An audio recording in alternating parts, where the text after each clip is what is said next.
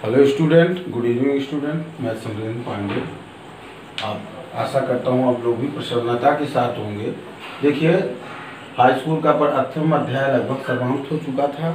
उसमें प्रश्नावली के पास जो समीकरण संतुलित करने वाले हैं वो सब पूरा उसके अध्याय के बीच में भी है और पूरे अभ्यास प्रश्न में भी है। तो अभ्यास प्रश्न में से भी आप कमेंट करिएगा, नहीं तो हम उसका एक वीडियो जो है उसका पूरे जितने भी समीकरण संतुलित करने वाले हैं शब्दों से दिए गए हैं जिनको हमको समीकरण में बदलना है, या जो समीकरण बदल में दिए गए हैं उनको संतुलित, दोनों प्रकार के समीकरणों को हम एक ही वीडियो में जितने भी पार्ट 1 में हैं सब हम समीकरण संतुलित करेंगे। उसके अलावा भी जो भी आपको प्रश्नावली के प्रश्न आपको नहीं आते होंगे उसको आप कमेंट बॉक्स में कर बताइए, कोई भी हो हम तुरंत उसका जवाब देंगे, उसको आपको हम समझाएंगे।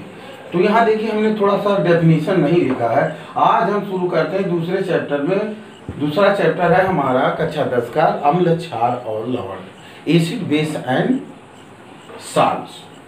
तो देखिए, एसिड क्या है, बेस क्या है, मतलब अम्ल क्या है, क्षार क्या है और लवण क्या है, ये तीनों हम बारी बारी से बताएंगे। इसलिए हमने डेफिनेशन नहीं लिखी है कि जिसे आप शार्ट भाषा में समझिए।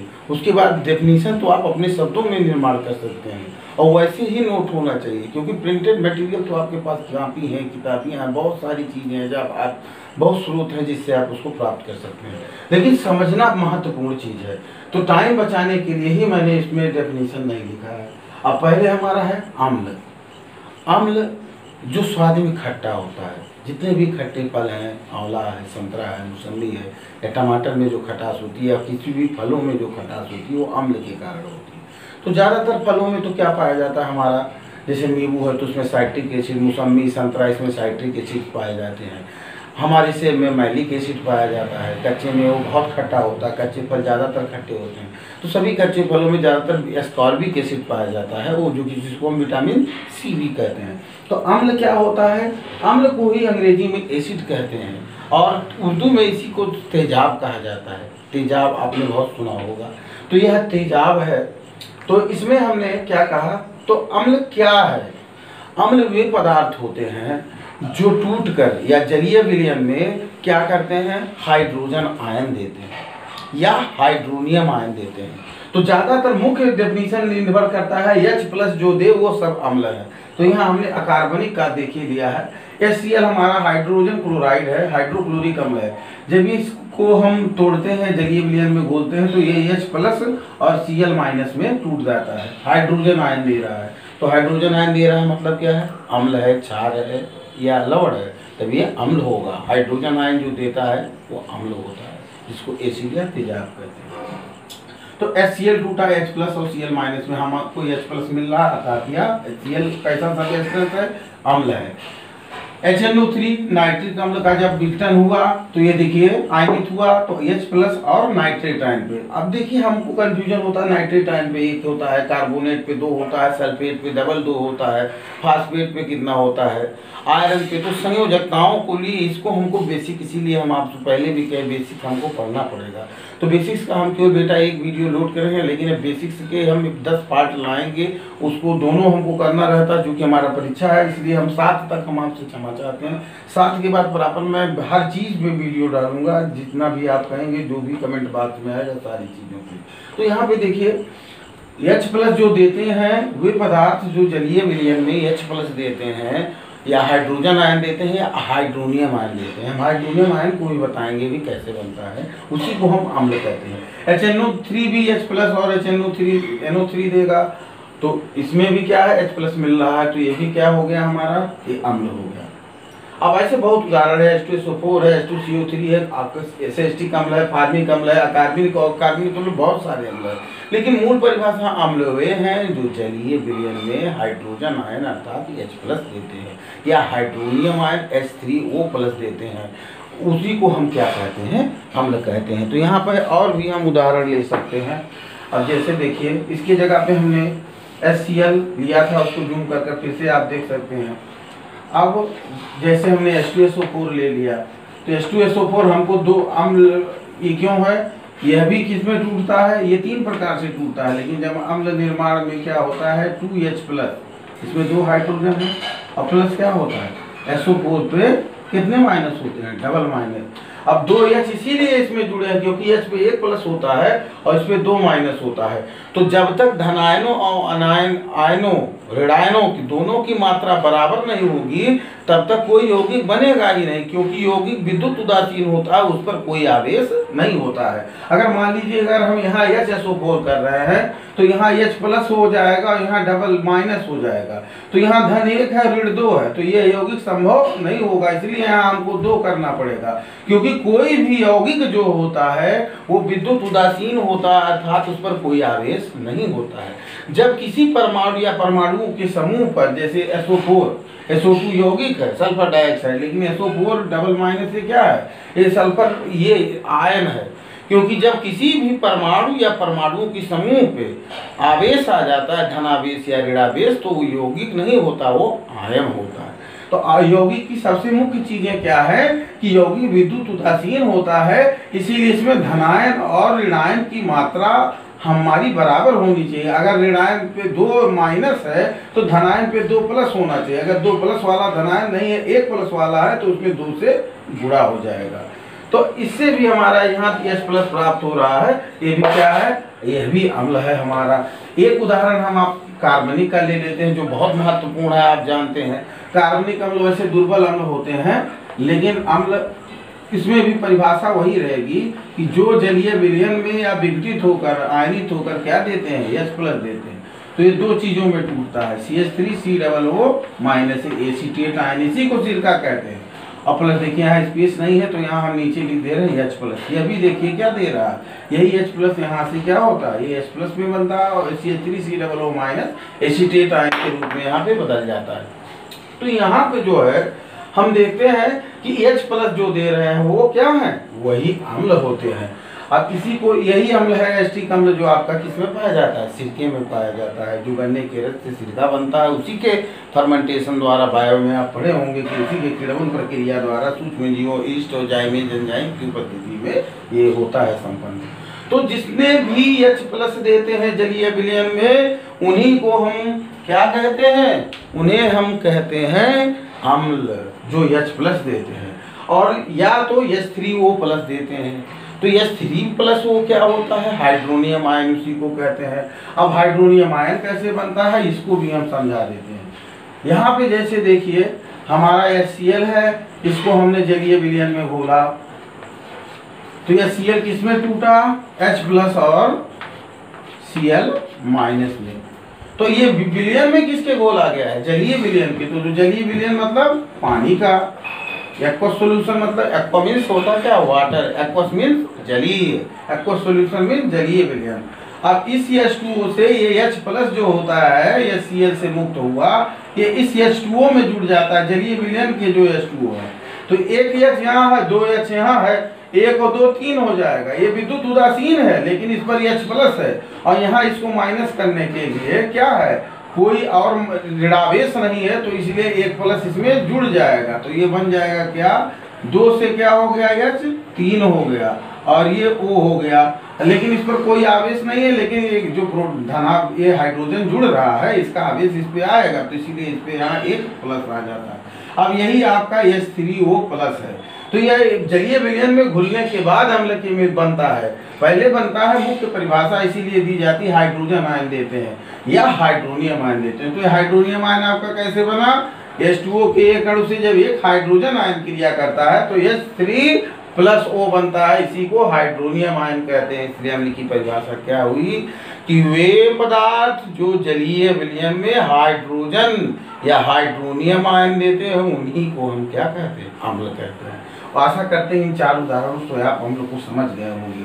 और उदाहरण हम क्यों दे रहे हैं, इस चीज़ को समझाने के लिए। और डेफिनेशन तो शब्दों का खेल है। आप केमिस्ट्री में ऐसा है, केमिस्ट्री में कुछ ऐसे तत्व हैं इंटरमीडिएट तक में और आगे में कि आप थ्योरी अगर एक अक्षर भी नहीं लिखेंगे, क्यों केमिस्ट्री के रिएक्शन लिखेंगे और न्यूमेरिकल कर देंगे, तो आधे से ज़्यादा नंबर 70 में से आपको 35 से ऊपर नंबर के समीकरण और न्यूमेरिकल से मिल जाएगा, 40 नंबर के करीब। तो देखिए अम्ल क्लियर हो गया। जो हम वे पदार्थ जो हाइड्रोजन आयन या हाइड्रोनियम आयन देते हैं जलीय विलयन में, उन्हीं को हम अम्ल कहते हैं, तेजाब कहते हैं और या एसिड कहते हैं। ये खट्टे फलों में, अन्य चीज़ों में ये पाया जाता है। अब नेक्स्ट हमारा है क्षार। तो इसमें हमने क्या किया, क्षार में जैसे इन्होंने क्या किया, H+ दे या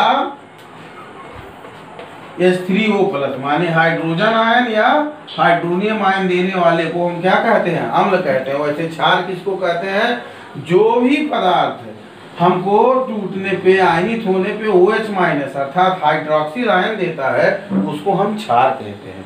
जो पदार्थ हमको हाइड्रोक्सिल आयन देता है उसे हम क्षार कहते हैं। जैसे NaOH है, ये टूटेगा Na+ में और OH- में। कुछ आयनों की संयोजकताएं आपको कक्षा 9 से याद करनी पड़ेंगी बेटा। अगर उसमें भी दिक्कत हो तो उसमें आप हमसे कहिएगा, हम उसका भी समझाएंगे, क्योंकि 9th का वीडियो लोड नहीं कर रहे हैं। तो ये Na+ और OH-, हमने KOH ले लिया, पोटेशियम हाइड्रोक्साइड, ये भी टूटेगा तो किसमें टूटेगा, K+ में और OH- में। तो यहाँ देखिए दोनों जगह कॉमन क्या मिल रहा है, जैसे अम्ल में H+ या H3O+ बन रहा था, वैसे क्षार में OH- मिल रहा है। तो हम क्या कहेंगे, वे पदार्थ जो जलीय विलयन में OH- आयन या हाइड्रोक्सिल आयन देते हैं, ऐसे पदार्थों को हम क्या कहते हैं, क्षार कहते हैं। इसके और भी उदाहरण दिए जा सकते हैं, लेकिन इसी को आप अगर 2 बार सुनेंगे वीडियो को तो आपको पूरी तरह से क्लियर हो जाएगा। जो जल H+ आयन दे वो अम्ल है, और जो कि OH- आयन देते हैं आयनित होकर, वो क्या है, क्षार है। तो जिसमें भी OH, जो भी हाइड्रोक्साइड है, अकार्बनिक हाइड्रोक्साइड, वो सब क्या है, calcium hydroxide, sodium hydroxide, potassium hydroxide, ये सब क्षार है।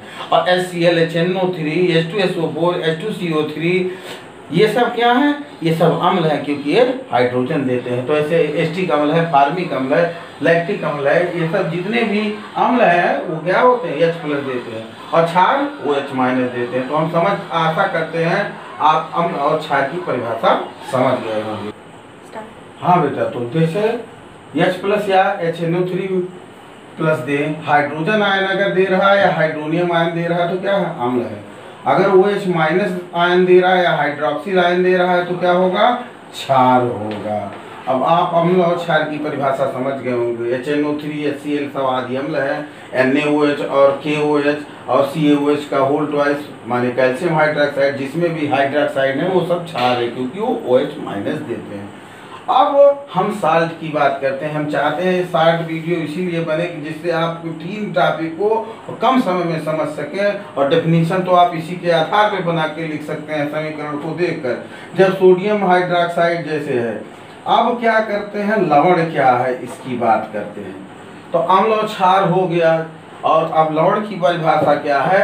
लवण बेटा बनते हैं अम्ल और क्षार की क्रिया ही द्वारा। लवण की परिभाषा ही यही है, एसिड प्लस बेस, ये सूत्र है, ये हर अम्लों पर और लगभग हर क्षारों पर लागू होता है।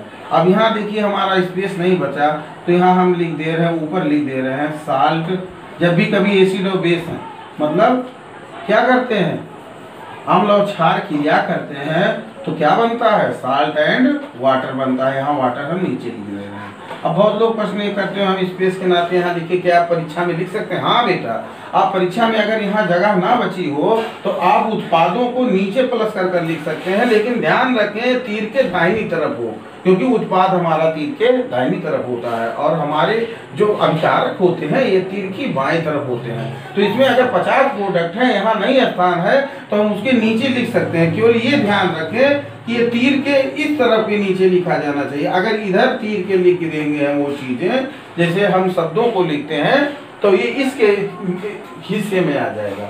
तो एसिड और बेस हम समझ चुके। अब एसिड और बेस, जब कोई एसिड कोई बेस क्रिया करता है तो साल्ट और वाटर बनता है, समझ रहे हैं। और इसमें क्या करता है, इस क्रिया में क्या होती है, यही क्रिया उदासीनीकरण क्रिया होती है, जो हम आपको पहले चैप्टर में पढ़ाए। उदासीनीकरण क्रिया मतलब जब कोई अम्ल किसी क्षार से क्रिया करता है तो अपने अम्लीय गुण को और क्षार अपने क्षारीय गुण को खो देता है, और लवण और पानी बनता है। इसी को उदासीनीकरण अपक्रिया भी कहते हैं। और अगर लवण की परिभाषा आप जानेंगे तो उदासीनीकरण अपक्रिया अपने आप जान गए आप, या उदासीनीकरण अपक्रिया जानेंगे तो लवण की परिभाषा जानेंगे।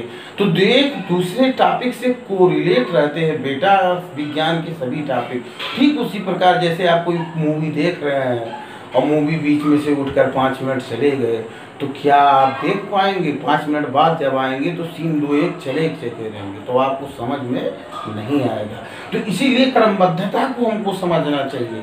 तो हर चीज़ें बेटा, छोटी चीज़ें में हम हर चीज़ों का व्याख्या नहीं कर सकते। छोटी चीज़ें, छोटे वीडियो में तो सारांश होता है, व्याख्याएं नहीं हो पाती है। फिलहाल चलिए हम आगे चलते हैं। एसिड और बेस आपस में रिएक्ट करे तो क्या बना? साल्ट एंड वाटर बना। तो हम एसिड बेस जो आपको दिए हैं उसी में से उदाहरण लेंगे। तो हमने यहाँ पे लिया था, हमारा बेस जो था, क्षार क्या था? NaOH था। क्षार कौन होते हैं? जो OH- देते हैं, हाइड्रोक्साइड देते हैं। अब फिर हमारा दूसरा अम्ल हम इसी में से ले लेंगे जो हमने उदाहरण में दिया था, HCl। क्यों? क्योंकि इससे हमारा देखिए कॉमन प्रोडक्ट बन रहा है। क्या बन रहा है? NaOH plus HCl gives NaCl plus H2O। Na plus में टूटेगा है क्योंकि OH माइनस में, हम संयोजकता जब पढ़ाएंगे तब कुल क्लियर हो जाएगा, इसमें कंफ्यूज मत होइएगा। Cl माइनस में, तो प्लस किससे क्रिया करता है? माइनस से, और माइनस किससे क्रिया करता है? प्लस से। तो H प्लस और OH माइनस क्रिया करके क्या बना है? H2O। और Na प्लस और Cl माइनस क्रिया करके क्या बना है? NaCl। ये आपका बना लवण और ये बना पानी। तो जब लवण और क्षार, अम्ल और क्षार जब भी क्रिया करते हैं तो लवण और पानी बनता है। अब क्षार और अम्ल हम बदलते जाएंगे तो हमारा लवण क्या होगा? बदलता जाएगा, लेकिन पानी तो पानी होता है, वो तो नहीं बदलेगा। अब कैसे? इसको भी हम यहाँ देखिए उदाहरण देके बता सकते हैं। तो यहाँ पे हमने NaOH लिया क्षार, और यह Cl अम्ल लिया तो हमारा NaCl साल्ट बना, जो खाने वाला नमक है, और H2O। अगर इसी की जगह पे हमने क्या ले लिया होता? पोटेशियम हाइड्रोक्साइड ले लेते, और HCl की जगह हम क्या ले रहे हैं? HNO3 ले रहे हैं। तो H प्लस में टूटता है, नाइट्रेट आयन पे 1 ऋण बेस होता है, K पे 1 प्लस होता है, OH पे 1 माइनस होता है। तो H प्लस किससे क्रिया करता है? माइनस से। तो H और OH मिलकर क्या बना लेंगे? H और OH मिलकर बनाएंगे पानी। इसको हम नीचे लिख दे रहे हैं, हमारा वाटर। अब K बचा और NO3 बचा, इसमें भी 1 प्लस है और इसमें भी 1 प्लस है, तो इसमें किसी में बढ़ाने घटाने की जरूरत नहीं है। तो यहाँ हमारा क्या बन गया? KNO3 potassium nitrate. ये भी एक साल्ट है, लेकिन ये खाने वाला साल्ट नहीं है। मतलब क्या है कि कोई अम्ल किसी क्षार से क्रिया करेगा तो साल्ट और वाटर ही बनेगा। इसी क्रिया को उदासीनीकरण क्रिया कहते हैं। तो जो आप रासायनिक क्रियाओं के प्रकार में हो उसमें इसका भी उदाहरण दे सकते हैं। तो एक बार फिर से हम समझाते हैं आपको। अम्ल वे पदार्थ हैं जो जलीय विलयन में हाइड्रोजन आयन या हाइड्रोनियम आयन देते हैं, उन्हें क्या कहते हैं? अम्ल कहते हैं। क्षार या बेस वे पदार्थ हैं जो रासायनिक क्रिया में OH माइनस या हाइड्रोक्सिल आयन देते हैं। अब आते हैं हम साल्ट पे।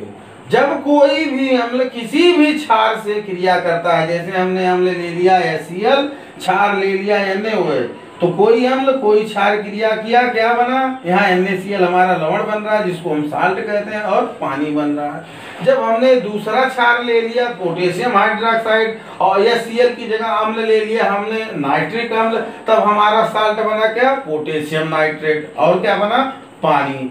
तो लेकिन अम्ल और क्षार जैसे बदलेंगे हम तो साल्ट क्या होगा? बदल जाएगा, लेकिन पानी नहीं बदलता है। कोई भी अम्ल और क्षार की क्रिया होगी तो उसमें साल्ट चाहे जो हो तो अम्ल और क्षार के प्रकृति पर निर्भर करेगा। जैसे यहाँ NaOHCl है तो NaCl बना, यहाँ KOH HNO3 है तो KNO3 बना, लेकिन वाटर तो ही रहेगा। तो हम आशा करते हैं आप अम्ल और क्षार और लवण तीनों की परिभाषा समझ गए। Thank you. और इसमें भी कोई अगर आपको कमी लगेगी तो उसको आप मेंशन करिएगा, हम फिर से उसको समझाएंगे। Thank you for next video. सब